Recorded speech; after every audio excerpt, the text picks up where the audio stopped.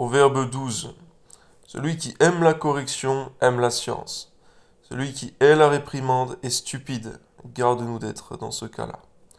L'homme de bien obtient la faveur de l'Éternel, mais l'Éternel condamne celui qui est plein de malice. L'homme ne s'affermit pas par la méchanceté, mais la racine des justes ne sera point ébranlée.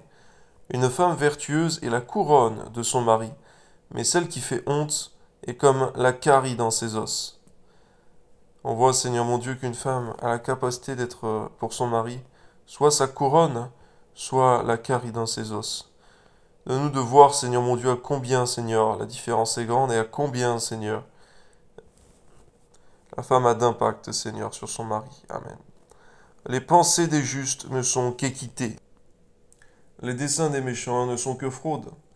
Les paroles des méchants sont des embûches pour verser le sang. Mais la bouche des hommes droits est une délivrance. Amen. Renversés, les méchants ne sont plus, et la maison des justes reste debout. Un homme est estimé en raison de son intelligence, et celui qui a le cœur pervers est l'objet du mépris. Mieux vaut être d'une condition humble et avoir un serviteur, que de faire le glorieux et de manquer de pain. Garde-nous, Seigneur mon Dieu, de l'orgueil, Seigneur, ou de cette fierté excessive, Seigneur. Lorsque nous sommes dans l'indigence, Seigneur mon Dieu, nous voulons, Seigneur mon Dieu, savoir demander de l'aide, plutôt que de faire le glorieux, comme il est écrit, mais de manquer de pain. Amen. Le juste prend soin de son bétail, mais les entrailles des méchants sont cruelles. Garde-nous de la cruauté, Seigneur mon Dieu, c'est une chose qui ne doit pas concerner les enfants de Dieu. Amen. Celui qui cultive son champ est rassasié de pain, mais celui qui poursuit des choses vaines est dépourvu de sens. Le méchant convoite ce que prennent les méchants, mais la racine des justes donne du fruit. Il y a dans le péché des lèvres un piège pernicieux, mais le juste se tire de la détresse. Par le fruit de la bouche on est rassasié de bien. Chacun reçoit selon l'œuvre de ses mains. La voix de l'insensé est droite à ses yeux, mais celui qui écoute les conseils est sage. Nous te savoir écouter les conseils, Seigneur, qui viennent de toi. Amen.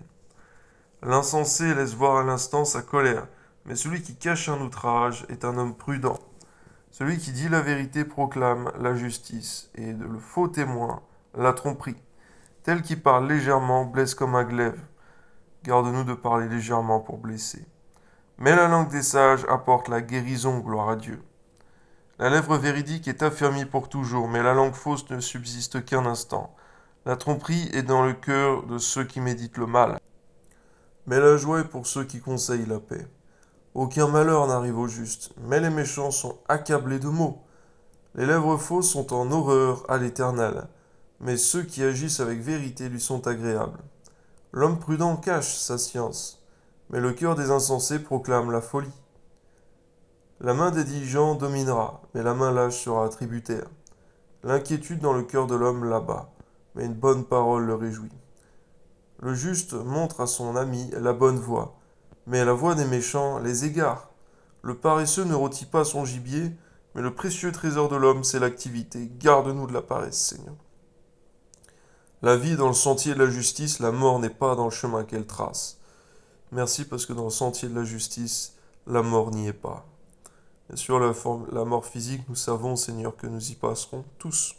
Cependant, Seigneur, point ceux, c'est vrai, Seigneur, qui connaîtront l'enlèvement. Mais la mort éternelle n'est pas dans le sentier de la justice. À toi soit la gloire, Seigneur. Quel encouragement.